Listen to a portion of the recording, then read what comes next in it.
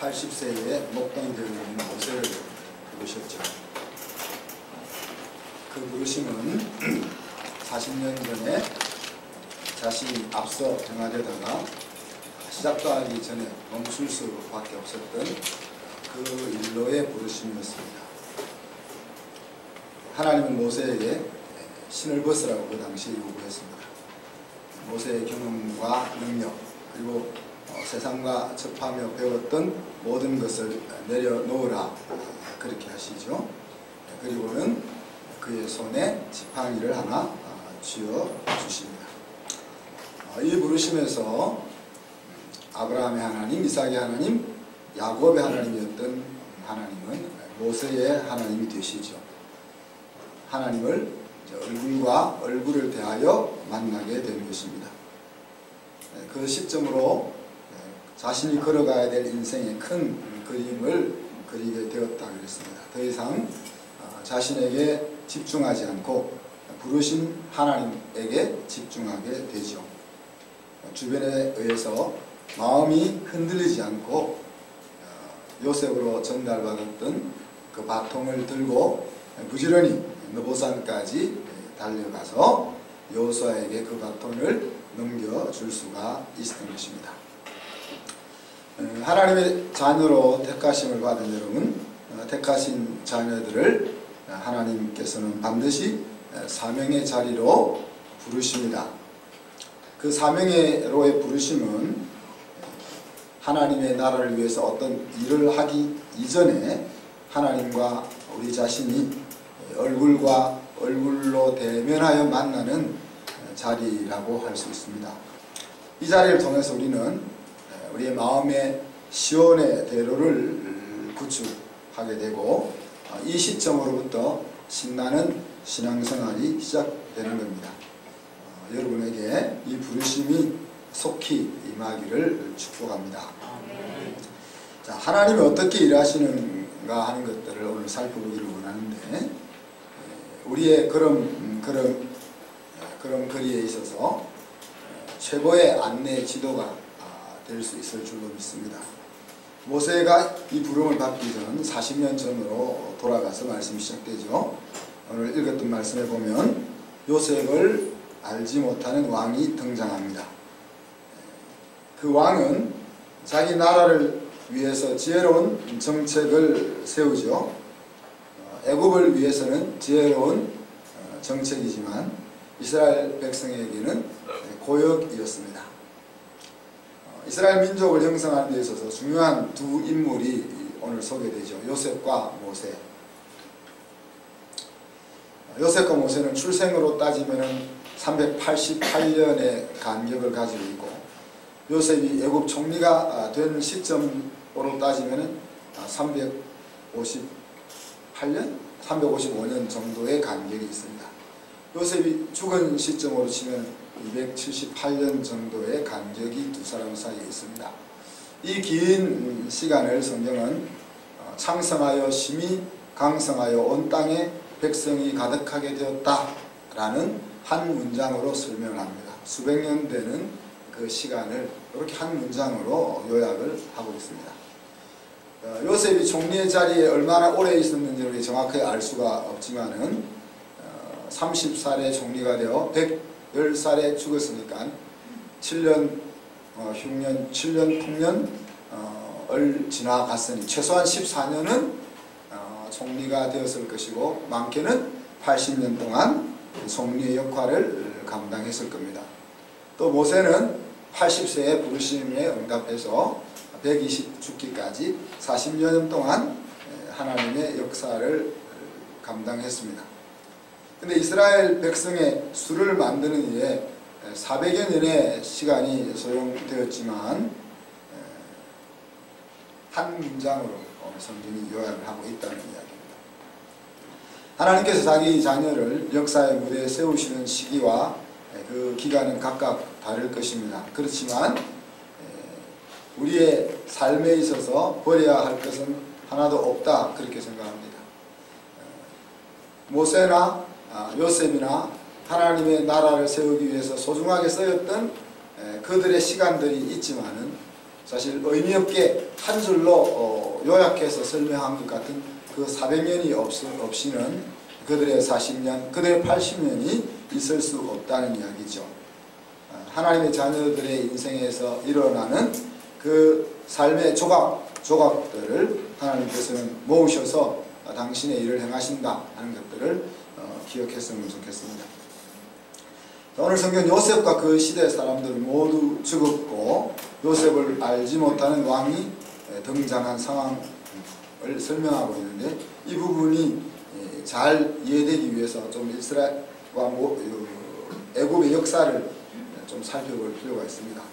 연도를 기억할 필요는 없고 그 흐름은 좀 기억을 했으면 좋겠습니다. PPT를 한번 띄워 주십시오.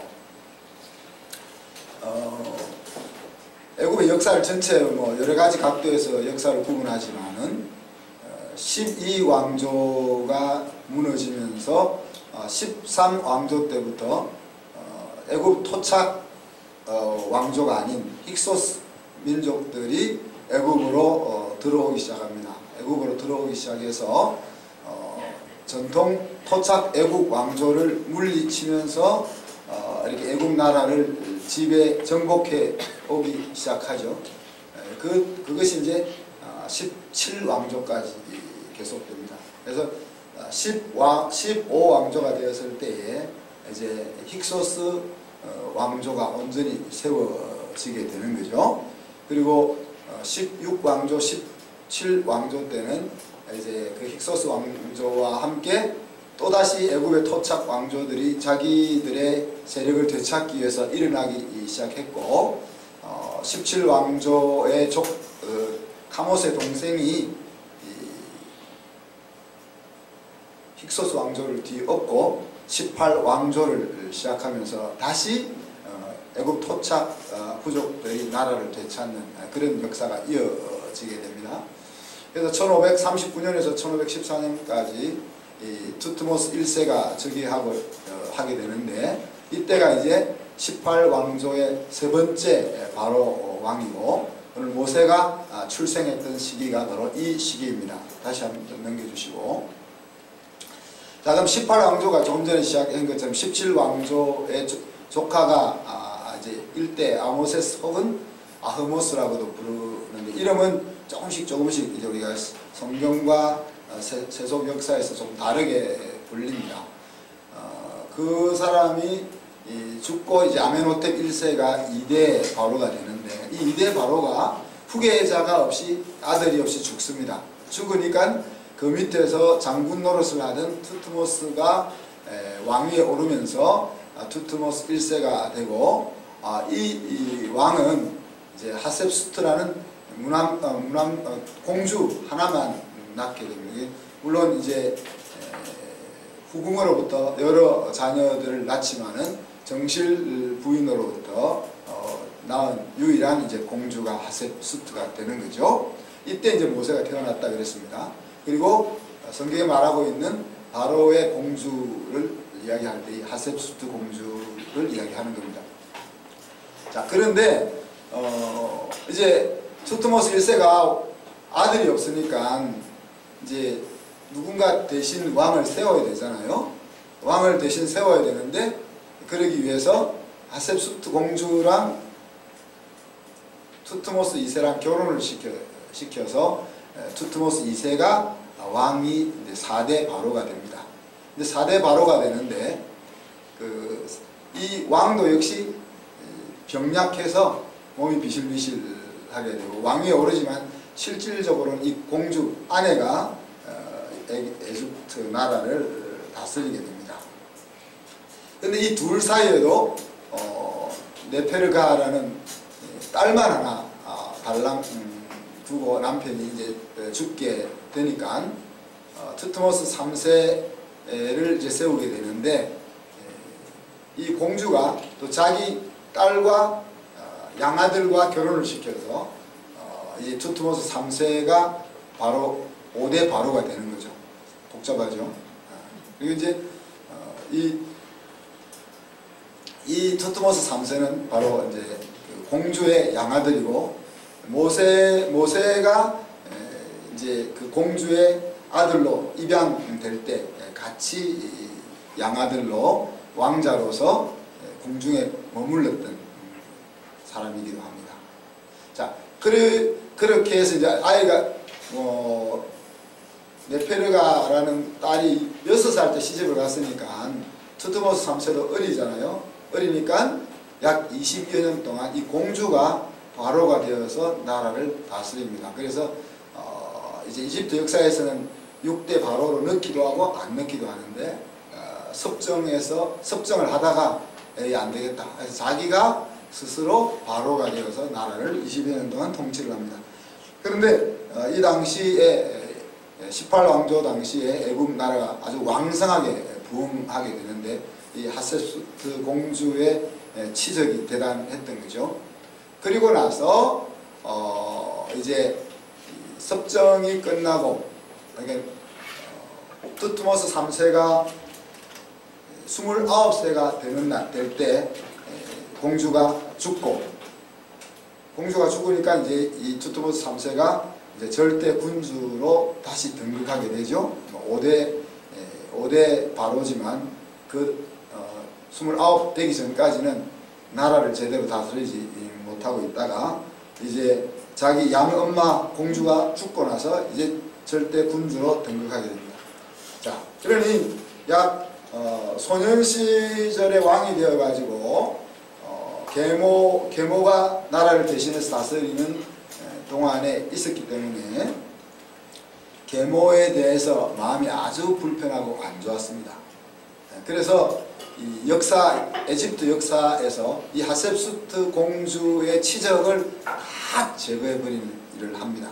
그래서 초상도 없애버리고 이름도 지워버리고 그가 세웠던 실적을 모두 역사 속에서 없애버리게 됩니다. 이때가 이제 모세가 광야로 쫓겨나는 시기와 이게 맞물려 들어갑니다. 그래서 공주가 죽는 시기, 그리고 투트모스 3세가 권력을 장악하는 시기, 모세가 미디안 광야로 도망가는 시기, 그 시기가 이렇게 겹치게 되는 거죠.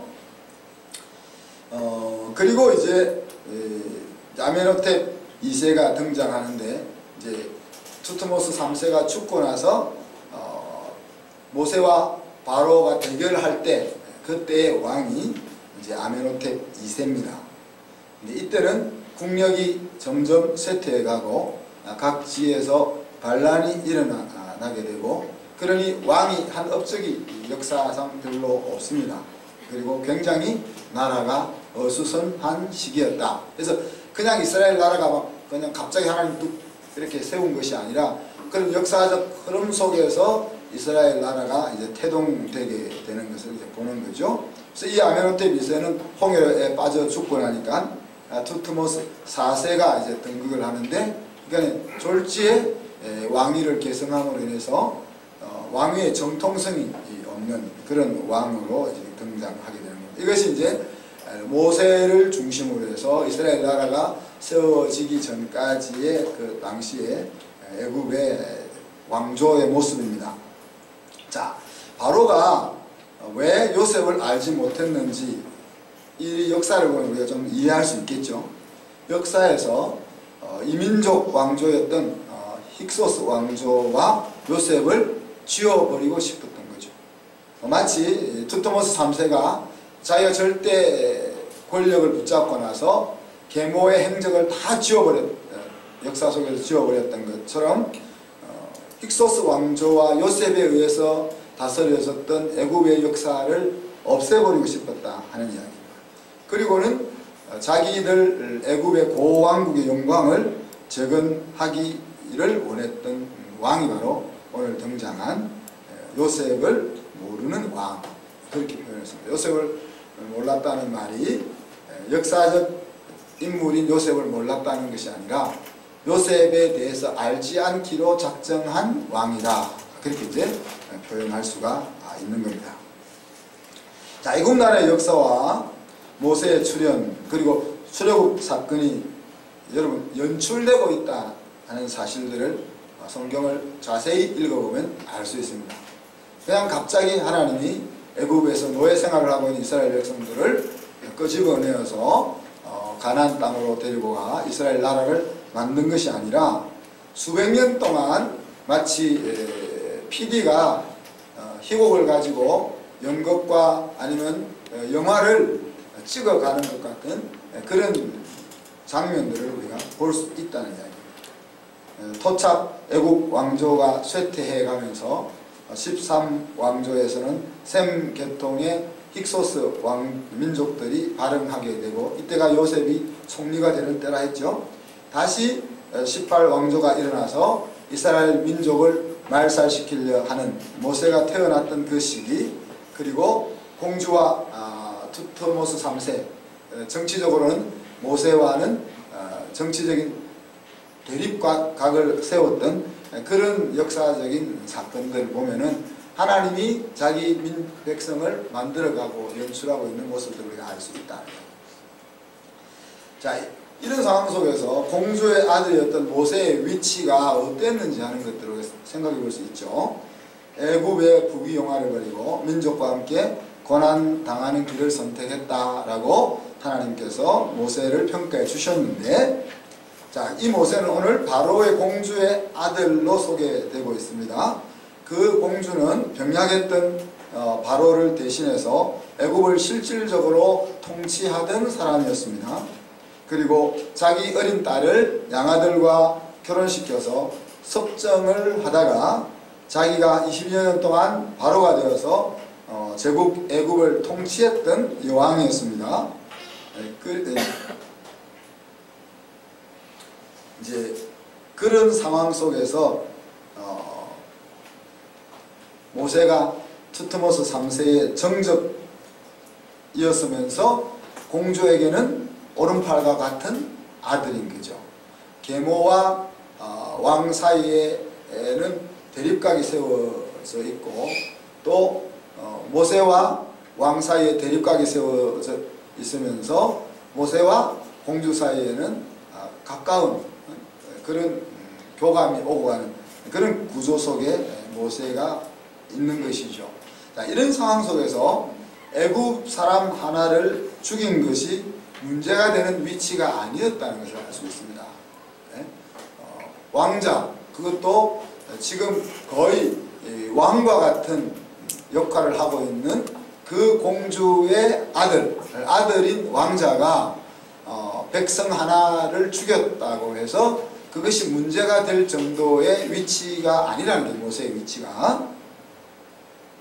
그런데 이제 앞에서 말씀드렸던 것처럼 이 시점이 공주가 죽는 시점, 그리고 투트모스 3세 바로가 절대 군주로 등극하는 시점, 또 모세가 40살이 되던 그 때였습니다. 그죠? 그래서 실권이 없는 왕과 실권을 가진 어머니의 양아들 사이에 세력 다툼에서 졌다 하는 것이 이제 모세가 미디안으로 도망갈 수밖에 없었던 내용이라 그렇게 생각할 수 있겠죠. 궁중에서 함께 왕자로 지내다가 한 사람은 왕이 되었습니다. 그 공주의 선택이었죠. 자기가 나라를 다스리기 위해서 그 어린 양아들을 왕으로 세웠습니다. 모세는 실권을 가진 공주의 양아들로서 지금은 자기의 자리를 가지고 있지만 공주가 죽고 나면 제거 대상이 될 것이 분명함을 모세는 잘 알고 있었을 것입니다. 이런 상황에서 모세에는 선택의 여지가 없었을 것입니다. 그가 바로 왕을 누르고 권력을 찾든지 차지하든지 아니면 어느 시점이 되면 쫓겨날 수밖에 없는 그런 위치에 모세가 있는 거죠. 애굽 사람을 죽이는 사고가 빌미가 되었을 뿐이지 그 빌미로 인해서 애굽 모세는 모든 것을 접고 왕궁을 떠나게 된 것이죠. 자, 이 요셉을 알지 못하는 왕 바로는 무거운 짐을 지워 이스라엘 백성들의 힘을 꺾는 그런 정책을 세웁니다. 그죠? 그래서 비돔과 람셋이라는 국고성을 건축하라고 명령합니다. 뭐 요즘처럼 2년 3년이면 성을 하나 짓고 집을 하나 짓고 건물을 하나 짓는 것이 아니고 피라미드를 하나 짓기 위해서 150년, 200년 건축을 하던 때입니다. 왕궁을 하나 짓기 위해서 왕이 대를 이어 왕궁을 짓던 그런 시대입니다.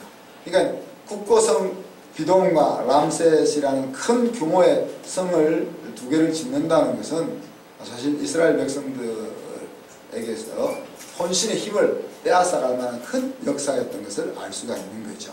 그것을 가리켜서 12절에 보면 학대를 받을수록이라고 표현을 했습니다. 그래서 두 성을 이스라엘 백성 60만 장정이라고 했었는데 약 5, 60만의 장정이 이 두 성을 지으려고 할 때 너무 버거운 수준이어서 학대를 심하게 받은 것으로 성경이 묘사를 하고 있는 거죠. 그런데 이상한 것은 학대를 받으면 받을수록 이스라엘 백성들은 더욱 번성하여 창성하게 되었고 그것이 애굽 사람들에게는 근심거리가 되었다 그랬습니다.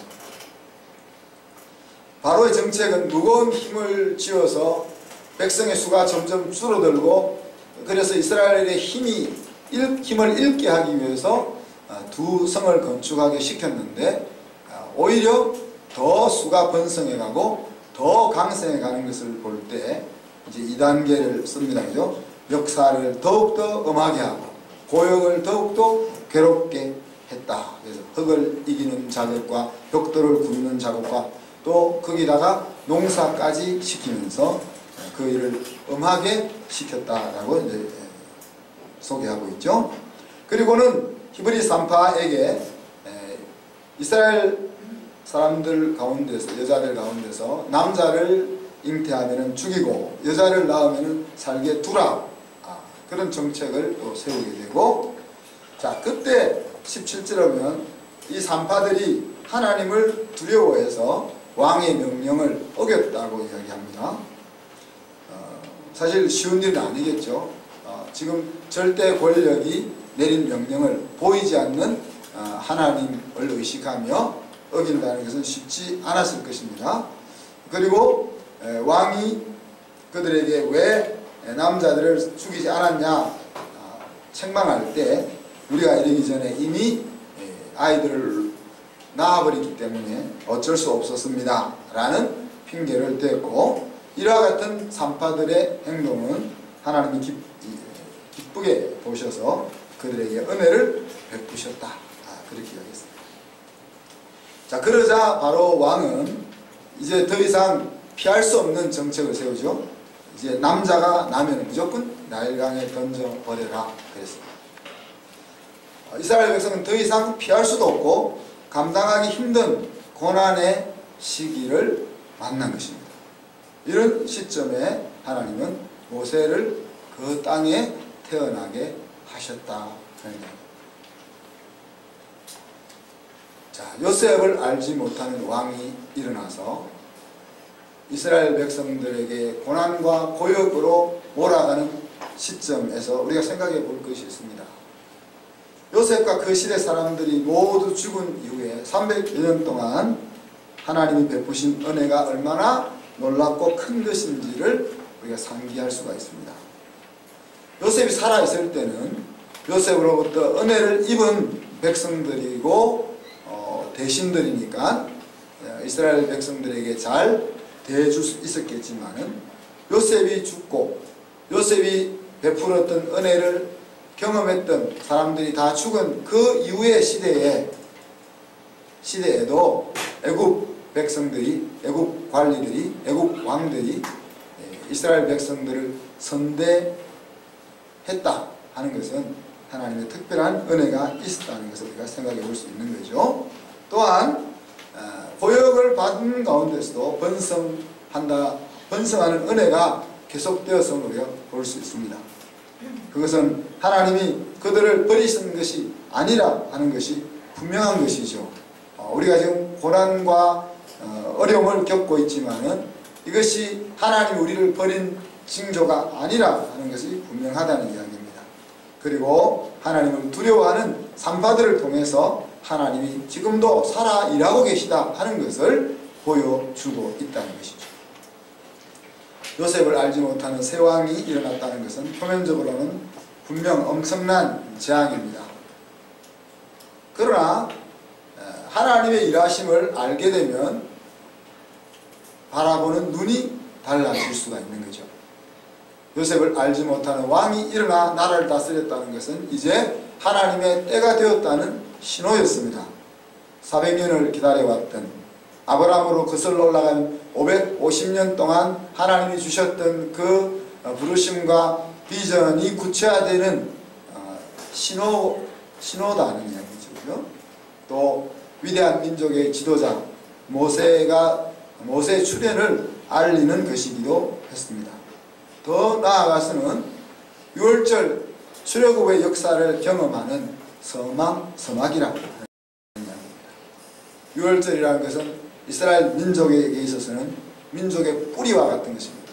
그래서 하나님이 그들에게 말씀하실 때마다 애굽의 종되었던 너희를 이끌어내었던 나 여호와니라 하는 말로부터 그들에게 나아갔던 것을 우리가 기억할 수가 있는 겁니다.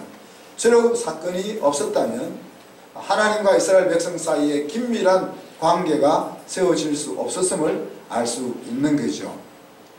노예로 살던 민족이 하나님의 말씀을 맡은 민족으로 태어나기 위해서는 사실 역사가 계획되는 것과 같은 놀라운 일들이 일어나야 되는데, 그 놀라운 일들이 일어나기 위해서는 고난의 심연까지 내려가는 그 시기가 없을 수 없는 거죠.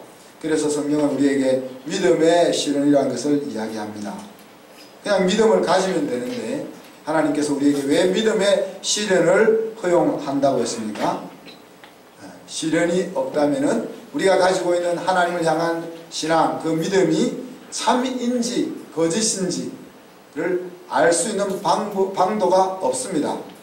만약에 하나님을 믿는 자들에게 모든 일이 술술 잘 풀려나가기만 하고 내가 계획했던 모든 일들이 이루어지기만 한다면은 마음에 하나님을 사랑하든 사랑하지 않든 하나님을 사랑한다, 하나님을 믿는다라고 고백하지 않을 사람이 어디 있겠냐 하는 이야기죠. 그러나 하나님께서 바울을 통해서 말씀하신 것처럼 우리가 예수 그리스도를 통하여 영광을 받지만은 고난도 함께 받아야 하는 것처럼 고난이 있기 때문에 우리가 하나님을 향하여 가지고 있는 믿음과 신앙이 정말인 것이 확인되어진다 하는 이야기입니다. 또한 믿음의 시련을 통해서 우리는 하나님을 신뢰하는 그 신뢰의 영역을 점점 더 확대시켜 나갈 수가 있습니다.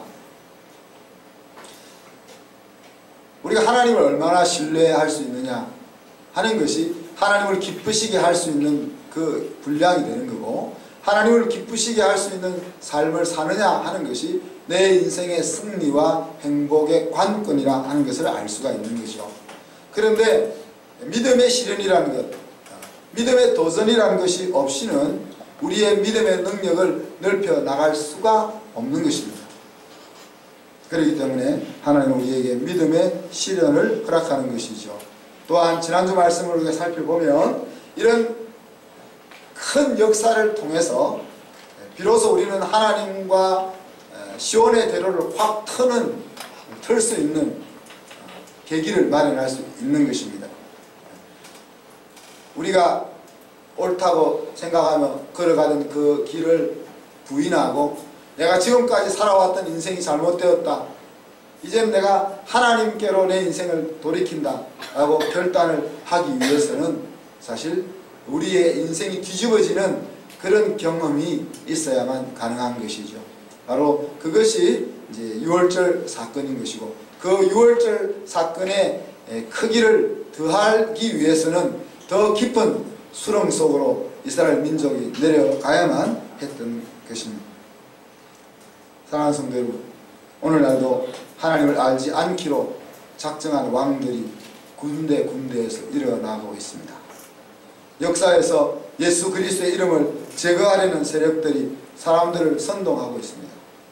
우리의 자녀들을 돈과 쾌락을 쫓는 세상 사람으로 만들려고 유혹하고 있습니다. 세상에서 풍요로운 삶을 추구하도록 성도들의 마음을 도적질하고 있습니다. 그러나 이러한 시점이야말로 우리 교회가 하나님의 부흥을 바라보아야 하는 시기이고, 우리 각자의 마음에 시온의 대로를 만드는 역사를 경험해야 될 때라 하는 것들을 기억했으면 좋겠습니다. 하나님께서는 우리를 이 시대의 모세로 부르고 계시고 새로운 하나님의 나라 공동체를 일으킬 백성으로 부르시고 계십니다. 우리가 하나님의 충성스러운 스타터로서 혹은 팔로워로서 설 수 있는 그 자리로 우리를 부르시고 있다 하는 이야기입니다. 우리가 하나님을 알지 않기로 작정한 세력들로부터 애매하게 고난과 어려움을 당하는 그 시기야말로 우리가 신앙의 기치를 높이 들고 하나님의 부르심 앞에 서야 되는 시기라는 것을 기억하는 저와 여러분이 되기를 바랍니다. 기도하겠습니다.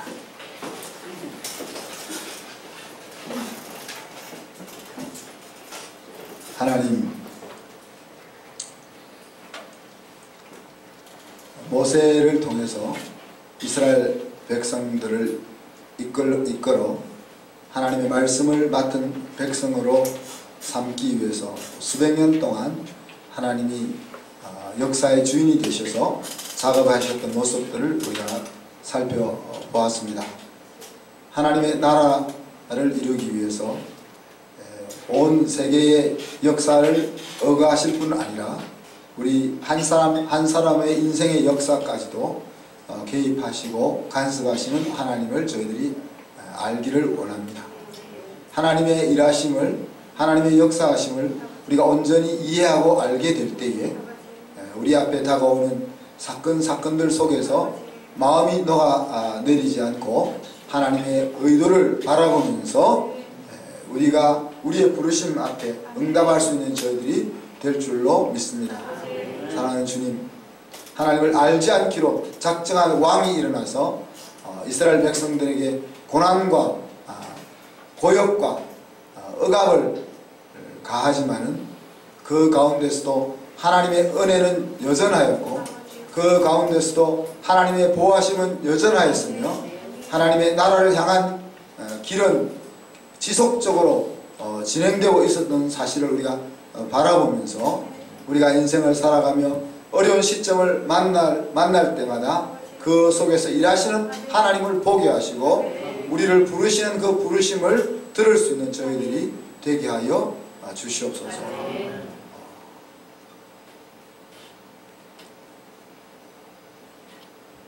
특별히 하나님의 자리를 빼앗으려고 하는 많은 세력들이 일어나고 있는 이 시대에 저희들이 온전한 믿음으로 하나님의 나라를 지키며 하나님의 나라를 확장해 나가며 하나님의 영광을 드러낼 수 있는 그 걸음을 걸어갈 수 있는 저희들이 되게 하시고 저희 교회가 되게 하여 주옵소서. 감사드리며 예수 그리스도 이름으로 기도하옵나이다. 아멘.